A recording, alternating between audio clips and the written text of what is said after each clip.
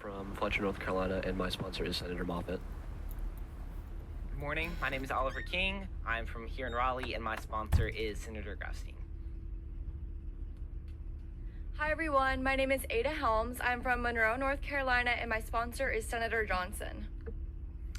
We want to thank you all for being here. And I know you all are probably glad to not be in school, but I like to give homework when people come to my office. So here's your homework. Look at all of these smiling senators sitting here. They're all going to make eye contact with you.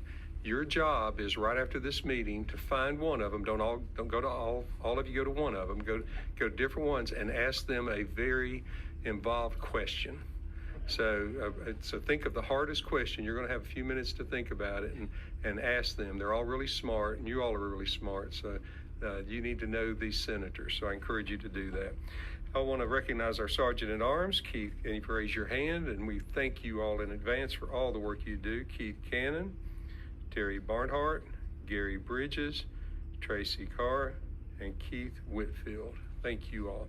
And I want to recognize and ask them to stand up our white coat family physicians. Would you all stand up? These are, if something happens, you want to know who these people are. But look around now. Let's give these folks a big hand.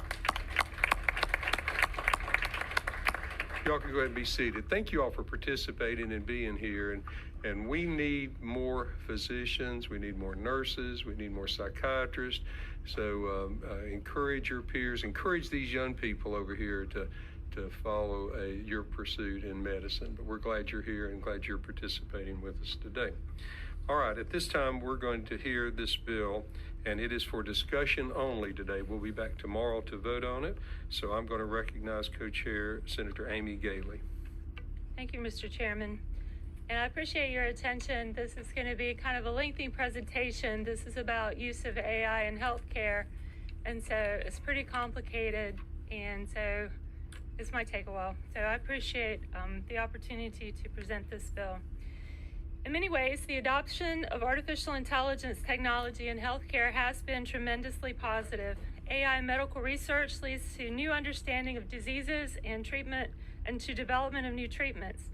AI can also be used in the business side of healthcare to find new efficiencies, which should result in cost savings that one hopes will be passed along to the patient. However, AI has the potential to be disruptive and to contribute to increased costs and administrative burdens for patients. This bill seeks to put guardrails on the use of AI in billing and handling of insurance claims. Guardrails both for the insurance company and for the provider, ultimately benefiting the patient. The first part of this bill, Section 1, has already been passed by the Senate in Senate Bill 316. It prohibits a health insurer from denying a claim based solely on the use of AI. If a claim is approved by the AI, no problem. However, if the AI does not approve the claim, it must be reviewed by a living human being. We do not want robots or computers to deny care to sick people. Insurance companies get the efficiency benefit of greatly reducing the number of claims that require human review without sacrificing patient outcomes. I know of no opposition to this provision. The rest of the bill sets up guardrails around the use of AI in hospital coding and billing. And so, committee members, you'll see that I've given you some materials to use to follow along. And I'm gonna need my LA to come help. I was coached on how to do this, and the little thingy is not popping up at the bottom. So, oh, there you go, little thingy. Thank you. All right.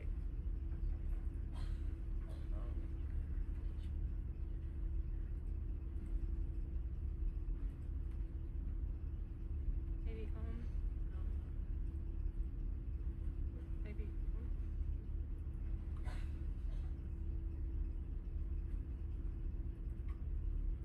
All right, I'll just start. Hit that button right there. This one? Mm-hmm. Okay, great. So I wanted to start with this slide. This is something that you may have seen circulated on the internet. This shows the escalating costs in hospital services since the year 2000 compared to overall inflation as well as other sectors of the United States economy. You You can see the hospital services have increased at a rate of 271% since 2000. Contrast TVs are 98.1% cheaper than they were in the year 2000. Interestingly, medical care services, I don't know if you can see on the slide, but hopefully you can see on your follow along committee members at your desk. Medical care services have also increased 143.6%, but they're separated out from hospital services. So this is not the price change in overall health care. This is specifically the price change in hospital services. So why have hospital services increased so much relative to inflation? Hospitals do point to a number of factors, including increasing labor costs. Notably, appears that the COVID years do not have created an outlier. I think it's interesting that this graph tends to be relatively steady across time. Looks like an acceleration after 2020, but it's not terribly pronounced in the first 2-3 years after 2020. Some say that patients are sicker than they used to be, but are they? The more serious the diagnosis, the more a hospital charges for care. There is evidence that AI and hospital billing is driving the appearance of more serious diagnoses without corresponding changes in treatment. There is mounting evidence that hospitals are using ambient AI not only to listen to the physician-patient interaction to simplify charting, which many people are fine with as long as it's accurate, although some have privacy and notice concerns. Hospitals are using ambient AI also to listen for billing codes, resulting in a higher bill that increases costs for insurers, including Medicaid and the state health plan, and the patient. Upcoding is when a healthcare provider bills for services that were not provided, or when charges are not supported by the medical record evidence. It is already prohibited. What is new is hospitals can use technology to automatically increase bills without human oversight or intervention. The hospital controls the medical record from the very beginning. There are concerns that the AI can be programmed to intentionally create the record in a way that increases reimbursement. So how do we know that this is happening?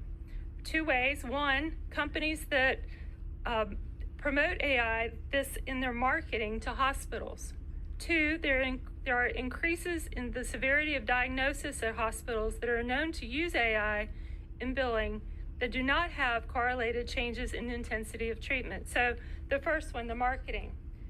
This is a screenshot from my computer showing the marketing of Abridge, is a company that markets AI software for use in patient charting to healthcare providers.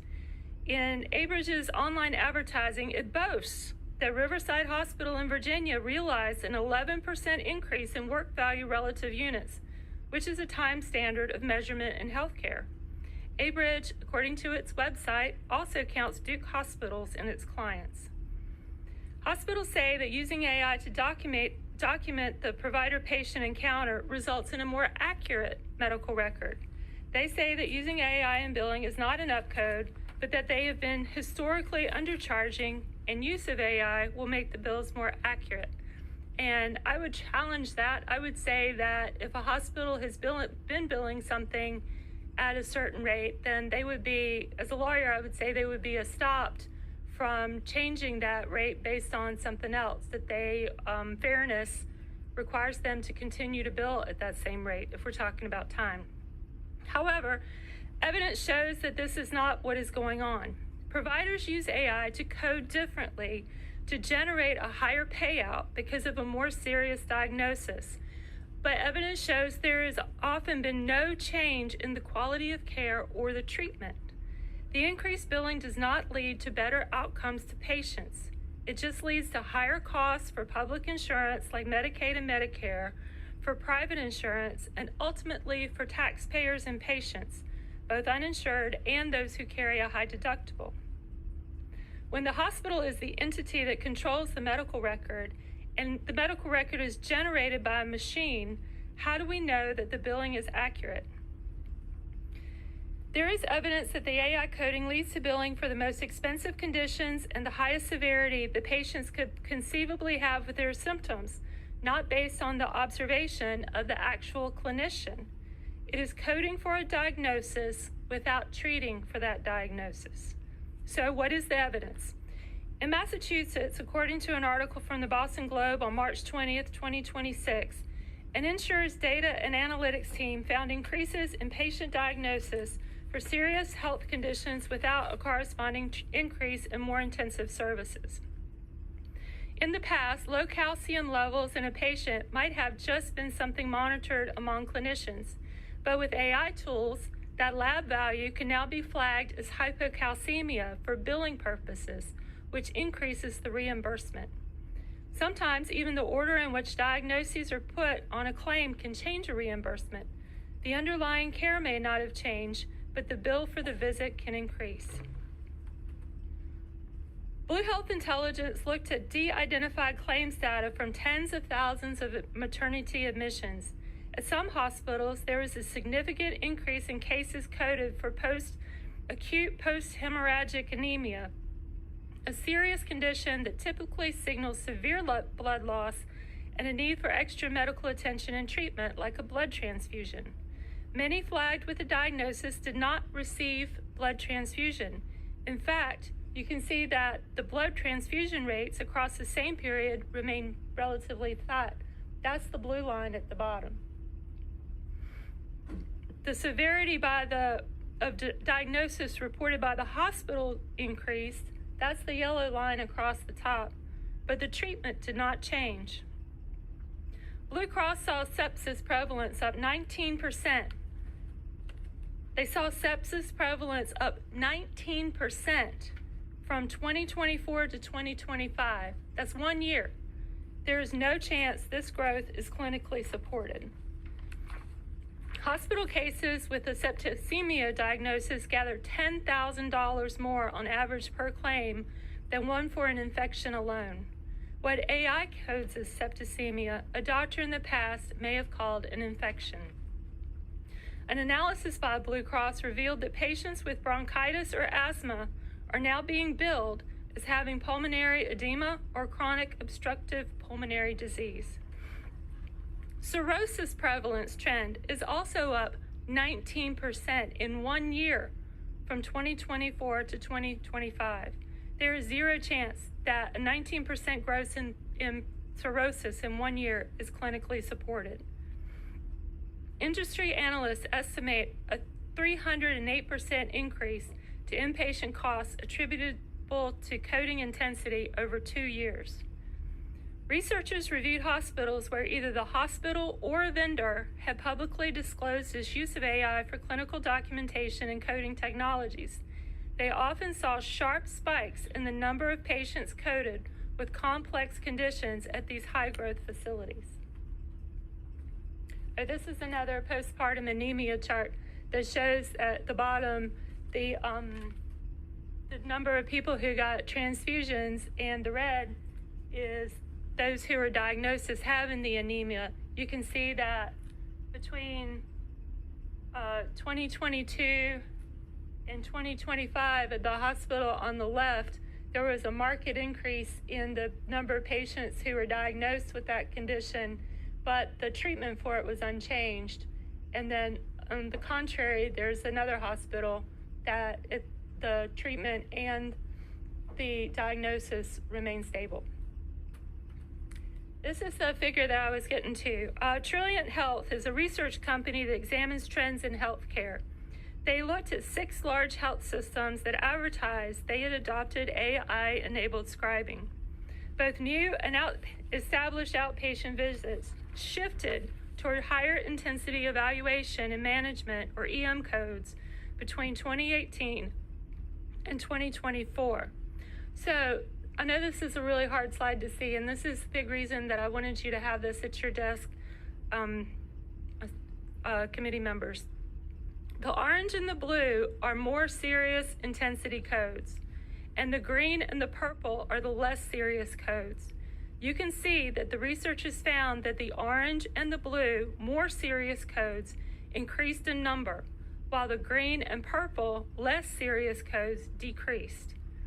Is it because people were more sick, or is it more likely that the AI started to code things differently? And remember, these are 6 hospitals from around the nation that were chosen because they were known to have adopted this type of coding. Coding intensity increased across the systems, with high acuity visit share increasing by approximately 12 to 20 percentage points for new patient visits and 7 to 12 percentage points for established visits over the study period. Here's a slide about new patient visits, and it's even more dramatic. Remember that the orange and the blue are the more serious codes, and so they're ones that go up, and the green and the purple are the less serious codes, and you can see them going down. So, yeah, I just said that. When coding and care aren't aligned, costs arise for everyone. A multi-state analysis estimated that inpatient upcoding contributed $14.6 billion in additional hospital payments in 2019 relative to early coding practices. One thing I thought was especially interesting about this slide with the new patient visits is that the cheapest code is the black one, and they stopped using that in 2020. You can see that each one of these hospital systems is known to have adopted AI code in their, or AI billing practices in their revenue cycle management, that they stopped using the cheapest code altogether in 2020. A health insurer has access to their own claims data and has data analysts to ferret out examples of improper coding. A regular person who carries a high deductible or an uninsured person is not equipped to challenge a hospital for upcoding a diagnosis or procedure. That is why this bill is needed, to protect individual people looking over their medical bills at the kitchen table, trying to figure out, why is my bill so high? Feeling like something is wrong, but not knowing the right questions to ask or how to get the answers. The bill also protects employers grappling with increasing healthcare costs and higher insurance costs who are trying to provide benefits to their employees. This bill is also needed because using AI to upcode is an emerging field. Let's not wait until costs skyrocket as more hospitals adopt AI-based upcoding. We can keep this horse in the barn instead of letting it out, then trying later to clean up the consequences through an ever-escalating Medicaid rebase, ever wrestling with whether the state employees should have to pay more for premiums under the state health plan, or even more increases to the underlying hospital costs for everyone. And I wanted to end going back to the first slide that we started with, this one, and just look at the cost curve for the hospital services. And just remember, this is, if we're going to flatten the curve, this would be a really good one to work on. How do we flatten the curve with hospital services? Well, one thing we can do is to work to bend it by removing a hospital billing practice, which is demonstrated by research to be accelerating the billing of people and the increasing cost of medical care. So that is my presentation, Mr. Chairman. I am happy to try to answer questions from the committee.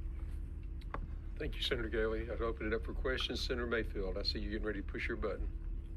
Shocking that I'm the first one. Well, I was looking at Senator Adcock, and she did not go like that. So, Thank you, Senator Gailey. I think this is an enormously important issue. Of course, I have no idea what kind of, other than what you've presented to us, the kind of conversations you've had, the other bills that you've looked at, the other states that you've drawn from. But my question is about upcoding particularly, and you said in your presentation that upcoding is already not permitted in North Carolina. Can you say a little bit more about that? And maybe that's a staff question, but what are the ways in which we make sure that that does not happen right Senator Gailey. That is a wonderful question. That was kind of, I try to anticipate questions. That was one of the first ones I thought of. But, you know, isn't this already illegal? Why do we have to make it more illegal than it was? I think that the answer to that for me is that it's embedded in the code itself. It's part of the software that the hospital buys. And getting at that delta, that differential between what was upcoding before, when you had maybe an insurance employee looking at an individual case and saying, oh, well, this doesn't support, the medical record here doesn't support this diagnosis. Well, now the AI is writing the medical record too. And so there's, it's difficult to say whether it is or isn't upcoding if you don't have access to the whole data set where you can show the changes over time. But I would ask the staff if they have a better answer than that. Jason Moran Bates, you recognize? Jason Moran Bates, Legislative Analysis. Amy Jo has told me that in terms of the Medicaid, that would be all insurance, that would be against the Federal False Claims Act. So it would be fraud if you are charging for something that didn't happen. Follow up, Mr. Follow up. And how do we check for that now? How do we ensure compliance with the prohibitions on upcoding? Jason Moran Bates, Amy Jo. Amy Jo Johnson, Bill Drafting. At this point in time, it would be if you're an insurance company and you're receiving claims, or if you're Medicaid and you're receiving a claim and you have a suspicion that it is fraud under the False Claims Act or some other law that you have concerns with, then you would pursue it that way. So it's really the enforcement mechanism is the insurance agencies or Medicaid programs or the state health plan. I think also, if I may add, Mr. Sure, Chairman, good.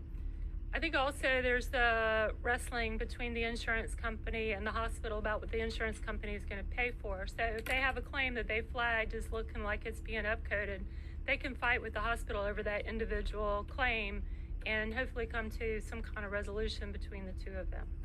And so I would think that, and I was going to try not to drop the F-bomb of fraud in talking today. I'm glad you clarified that.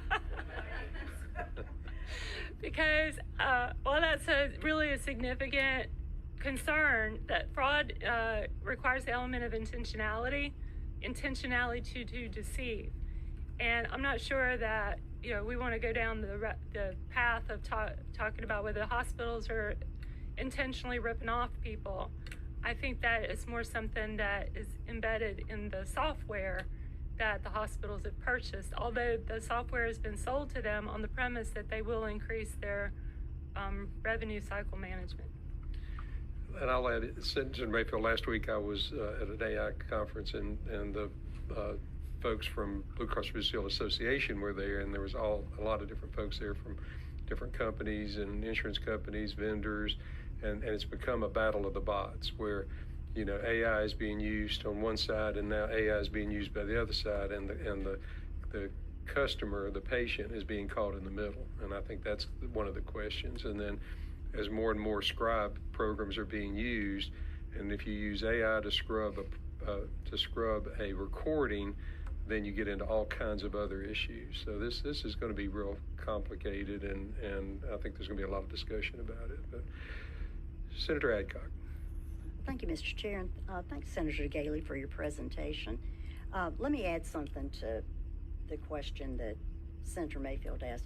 So it's my understanding that, just talking about what's already in place to take care of this, that for Medicaid anyway, DHHS has several steps they can take when they have discovered upcoding or any kind of fraudulent coding. They can suspend or terminate the provider status. They can recover the overpayments. There are criminal penalties and civil penalties. So there are things in place for that. But I wanted to make a few comments and maybe ask some questions as well. In this bill, at Section 2, and I agree with you, nobody's disagreeing about Section 1. In Section 2, all of the responsibilities falling on one side. And it seems to me that if we're going to look at the issue of upcoding, we have to also look at the issue of downcoding.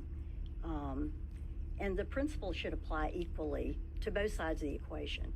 Those who generate the code, so these are the providers, whether individual providers or institutional providers, and the side that adjudicates the code, so that's the payers. And this this bill is all on one side and not the other. So I think that's one thing that should be looked at moving forward. The other is, Senator Gailey, I was in your presentation, and you used the term hospital services. And I just want to make sure I'm clear about your use of that term. Are you talking about inpatient services when you were talking about the codes being adjusted for higher, more serious diagnoses? Was it your intent to talk more about inpatients? Senator Gailey? That's a good question. I think that it's both. It can be seen in inpatient and outpatient settings. I think as far as the person having the same treatment with a more severe diagnosis, I think that is more often reflected in inpatient situations than in outpatient ones. I think the upcoding in outpatient situations tends to be more of a concern about the amount of time spent with the patient or other, just the inherent differences between an outpatient and inpatient setting. But when I was talking about specifically hospital services, that was in reference to the first slide, which delineated between hospital services and other medical services. So, Follow up? Yes, I appreciate that, because the examples that you use are all ambulatory outpatient codes. They are not inpatient codes. There's 99201s and all the way up to, for established patients, 99215s are all outpatient ambulatory codes. So they're not a reflection of inpatient hospital services. may I respond, Mr. Yes, Chairman? ma'am, go ahead. That is true, and those are those two slides that were those 6, I think, hospitals from around the country, just showing how there is definite divergence in the use of those particular codes in those particular settings. But I did have other examples, like the anemia for the new mothers. That was an inpatient example. Follow up. I'm going to take a risk and say, I think, well, now that Senator Hall is here, I'll say he and I are the only ones who've ever used an electronic health record on this committee. And so what we know is a lot of times those lower level codes aren't used because when patients come to us, they're already so sick, they're not going to qualify for a lower code. Those are very non-complicated kinds of patients. So I'm not speaking to whether everybody should be a 99214 or a 99215, very complicated. But I will say the patients that we continue to see are much sicker. They have greater number of comorbidities and things like that. So a lot of other things to take into account. As I look at this bill and I look at both the one-sidedness of it, that it's all on the provider side and not the payer side, I also look at the attestation piece. And I don't know about you, Senator Hawley, but whenever I signed a patient's visit, I was attesting that that information was accurate. Because when our names went on there, we're saying, this is the history, these are the physical findings, this is how I interpreted those labs, those other diagnostic tests. Here's the diagnosis I believe it is, here's the other part of the differential, here's my plan, here's my name, that's an attestation. I don't know how it's done on the inpatient side, but certainly on the outpatient side, every clinician takes that seriously. And then I'd just add this other piece, that electronic health records by their nature have a certain amount of, I guess, AI built into them because they're helping you know, for instance, that don't forget this patient has this allergy. Don't forget this patient's already on this medication, so this other medication might be contraindicated. And we also, in order to make our work go more smoothly for us, but also for the patient, because we want their time to be used efficiently, we use a lot of created shortcuts that help us in our creation of a note. And as we look at the definitions in this bill of something like synthetic document, which I believe that there's not an industry standard for that definition, it's so broad that it could prohibit us from using simple things like the abbreviations we create for words like hypertension or hospitalization, or where you put .htn and every time you write type in .htn, hypertension appears. So I worry about the broadness of some of this and the narrowness of others. And what I would say in my final remark is that I believe I understand what you're trying to achieve. I think this bill needs a great deal of work on it to achieve the balance we're looking for, and also the ability to actually discover it and to enforce it and to make the changes we hope to see made. So I realize it's just for discussion today, and that's great. I worry about tomorrow and being asked to take a vote on this bill that I think is not ready for a vote. So I'm just curious to know what your and the other chairs' ideas are for how to get this bill in the kind of shape we'd all feel good about taking a vote on it. Senator Galley, you want to respond? Yeah, first I'll just redirect. You mentioned the billing codes, and I just redirect our attention back to the black line at the bottom. I don't understand why there would be the lowest billing code. It just drops off the map in 2020. At the same time that the other four codes diverge markedly. It just that I don't think is easily explained outside the context of adopting AI codes in billing. And you mentioned your use of the electronic health records, which we totally support. We have put a lot of money into electronic health records. And I am not anti-AI in healthcare, as I started out saying. It's wonderful research. I've had a number of family care doctors in my family, and the charting, one of the best things about AI is I don't have to hear my relatives complain about the charting anymore, because it was a really big burden on them. They had to give up their weekends to do it, and the charting, having the ambient AI listening, helping to create that record is a tremendous benefit to the practicing physician who doesn't have to start from scratch. The question becomes, though, when you do see these disparities in the billing and the impact on the economy and the impact on the people paying, and I guess I would ask Senator Adcock if she could say more about how she feels like this is one-sided. I think that how can it not be one-sided when the hospital controls the access, the creation of the medical record, the access to the medical record, the actual billing that takes place, and the submission of the bill to the payee? All of those are one-sided. I think that the health insurance industry is agreeing to use the AI to scrub claims of things that don't need human intervention. Why shouldn't it be one-sided when it comes to the coding? Oh, Senator Adcock, I will recognize you. thanks. Oh, I appreciate the question, Senator Galey. So the one-sided part I was talking about is, yes, AI is used on the provider side to try to enhance the documentation, to make it easier to do, to make it clear, to maximize the amount of money that you can bill for based on what you actually do.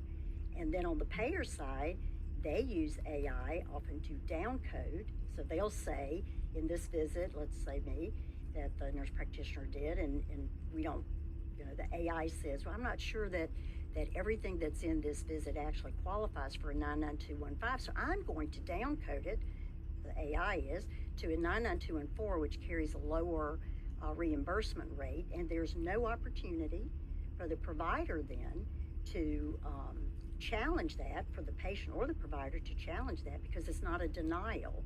There's normally an appeal process when a claim is denied, right? But when the insurance company downcodes the visit, and in their opinion, the AI's opinion, and a live person doesn't look at that, to then go, no, the AI's wrong. Actually, these components of the physical exam, the history and physical, the past medical history, and all those things are taken into account. It actually does ride to the complexity level of a 99215. So if we're going to look at AI use for upcoding and whether, the inappropriateness of that, we should look at the AI use for downcoding and the inappropriateness of that. And this bill doesn't speak to that. Senator Gavin. So I think nobody has raised to me that that's a concern, that insurance companies are doing that widespread across the landscape. I have no doubt that there are individual, I'm sure you've experienced it.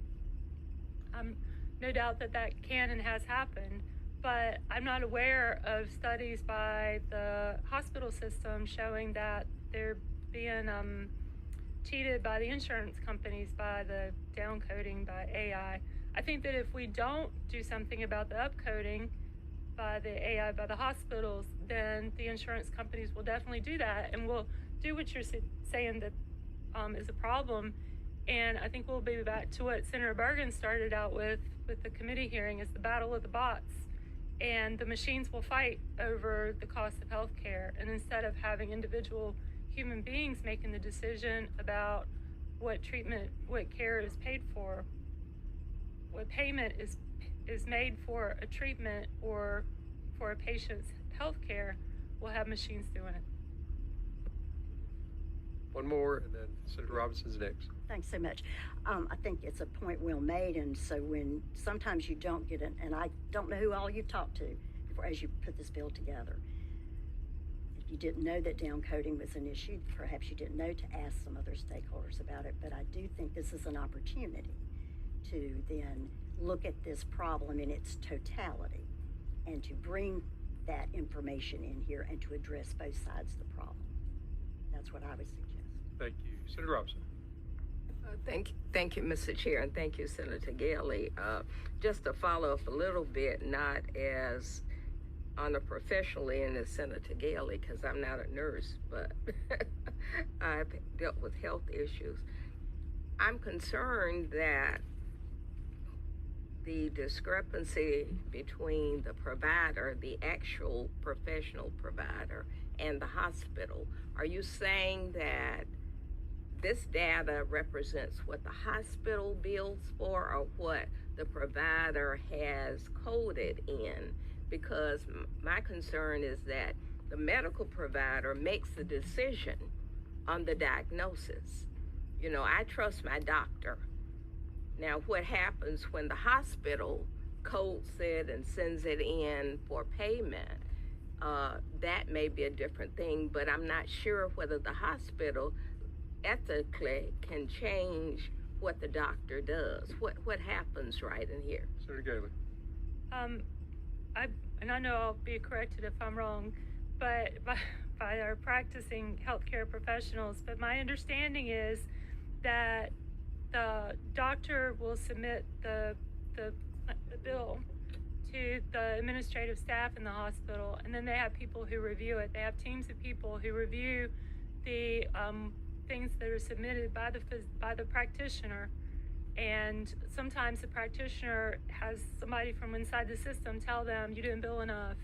You need to. I've talked to a family practice person at a recent event who told me that happens sometimes. That I think there's a lot of review that's been going on within both the outpatient systems and the hospitals over billing. There's been a lot of review about billing, not overbilling, but a lot of review about billing. Okay. Just follow up, Mr. Chair. Yes, ma'am, follow up. Yeah, I'm on the side of the patient and what they can afford and what they have to pay too. But I have some problems when the chart shows the same thing in terms of the rise in hospital costs and college tuition. Those don't have anything to do with each other. I would be more comfortable if you would show the rise in hospital costs and something else that relates to the patient, but not college costs and housing. That kind of thing doesn't make any sense to me. I think that was just reference on cost overall, how costs are rising. Is that right, Senator Galey? Yes. Thank you for the question, Senator Robinson.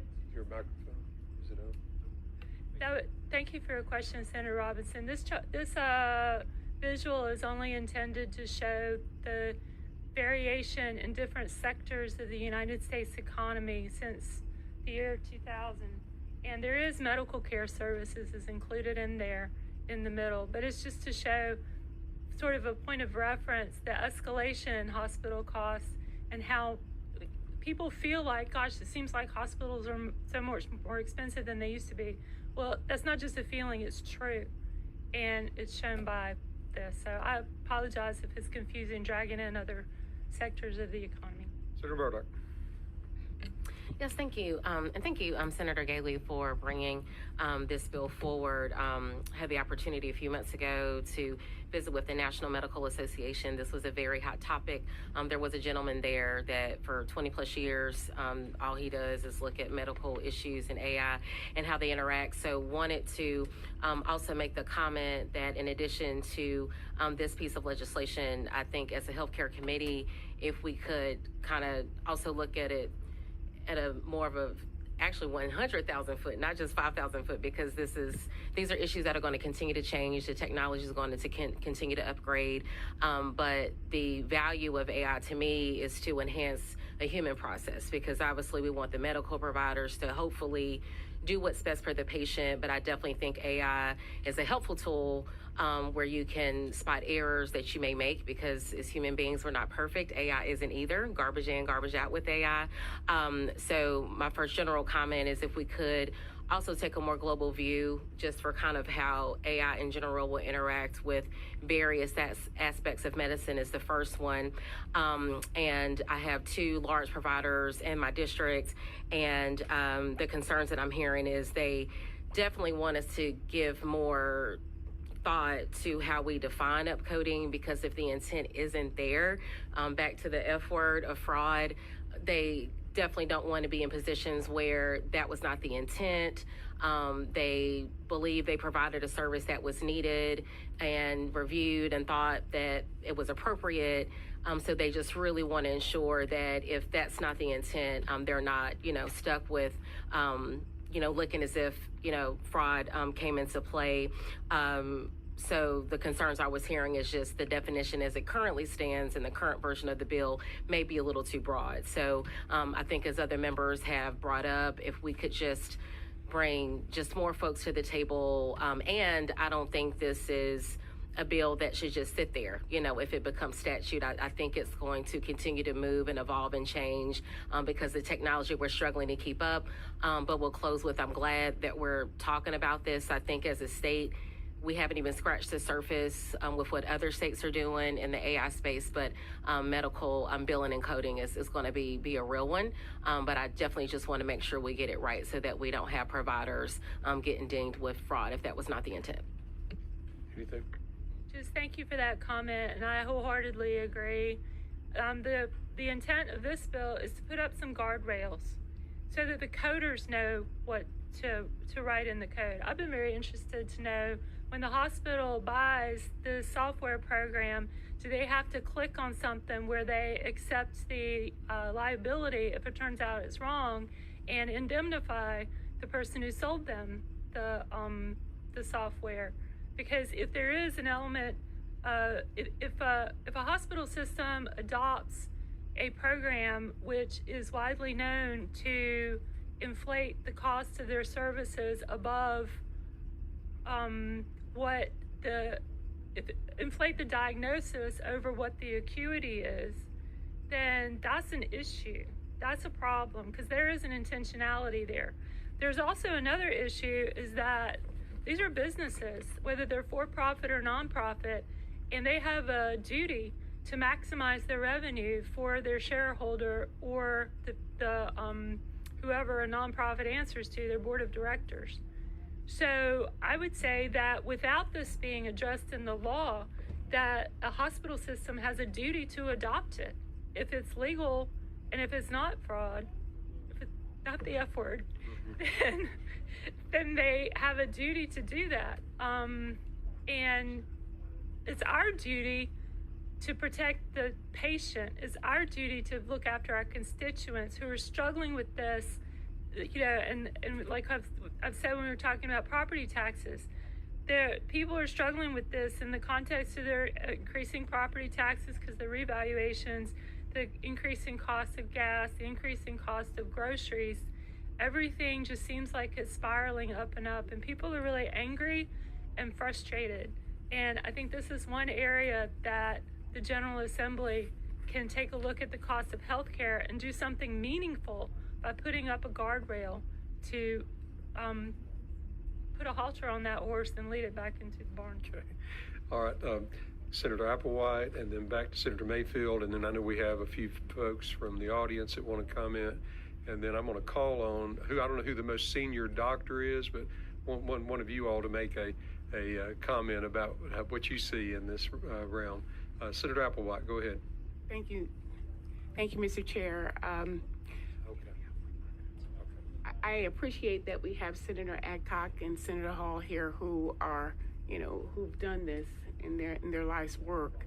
Because I'm certainly not healthcare. I play one sometimes, but my question is, I appreciate the data, Senator Gailey, that you've compiled. But my interest is, if we have taken the opportunity to have a snapshot of North Carolina, what our data actually says, and perhaps if we've had a convening of our healthcare professionals here in North Carolina to really get a baseline for what they are doing now, what they plan to do with it, and then develop our statute with consultation from North Carolina. We hear all the time North Carolina is different from every other state, so this national data is fine, but I'm interested in what is actually happening here, and have we held some sort of convening with North Carolina experts to help us through this? Senator Gailey. So, I haven't called out any North Carolina hospitals in the context of this committee because I don't think that's helpful to put individual hospitals on a defensive position. This isn't just a North Carolina problem, it's a national problem.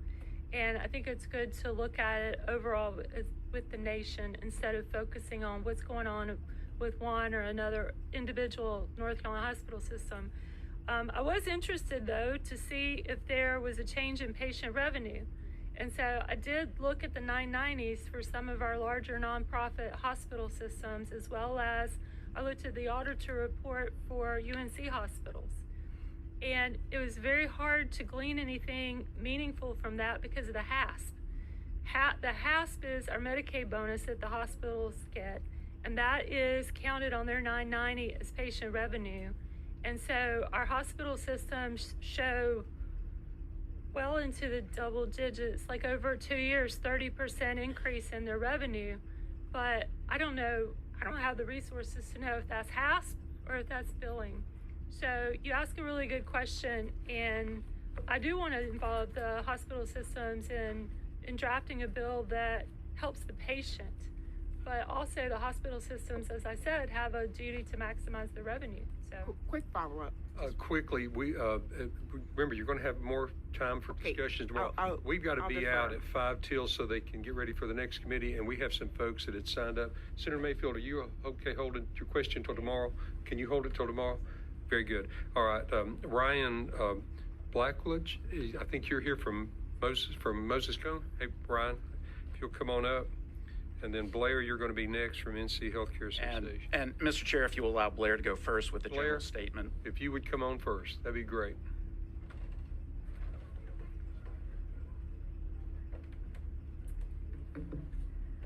Thank you, Mr. Chairman. My name is Blair Borsick. I am a representative from the North Carolina Healthcare Association. We represent the hospitals across North Carolina.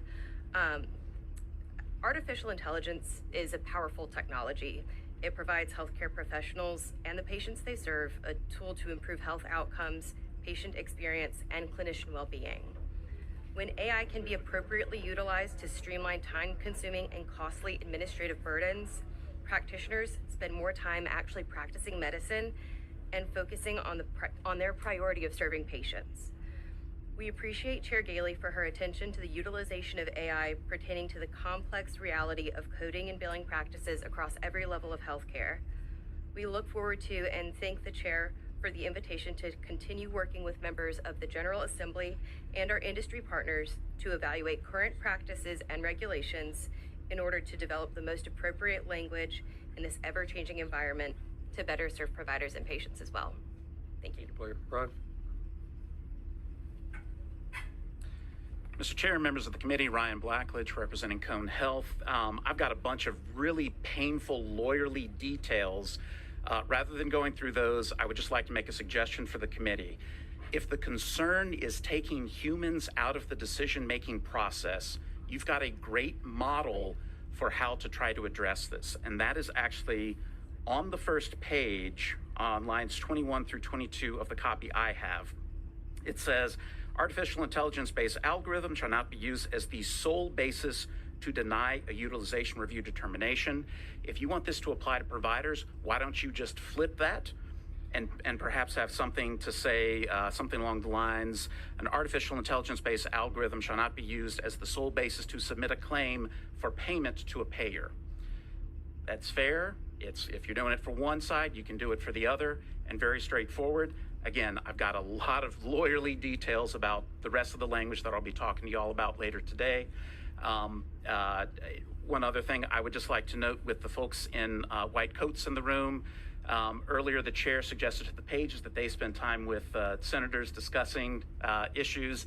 I would strongly recommend that y'all spend some time based on what you heard today, talking to them about what it's really like to use electronic health records and what coding really looks like. Mr. Chair, members of the committee, thank you for your time, and let the record reflect I did not use the F word. You did. Thank you. Thank you. Yeah, and don't anybody going out here saying they use the F word in this committee, because we don't want that going around, because people.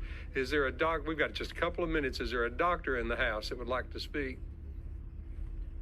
Tell us who you are, who you're associated with, what kind of doctor you are. I want to know everything. Fantastic. Well, good morning, everyone, distinguished guests. I'm so honored and privileged to be in the room present with everyone this morning. My name is Dr. Benjamin Franklin Simmons III. For anyone taking notes, that's my full name. I actually have the distinct honor to serve as the president of the North Carolina Academy of Family Physicians. I'm a proud family physician practicing here in North Carolina since 2009. I started residency in 2009 and finished in 2012, and I have been here ever since. I'm actually a Virginia native, but this state has become my home, and I've been here ever since, and I am proud to be a citizen of this state and a long-term practicing physician.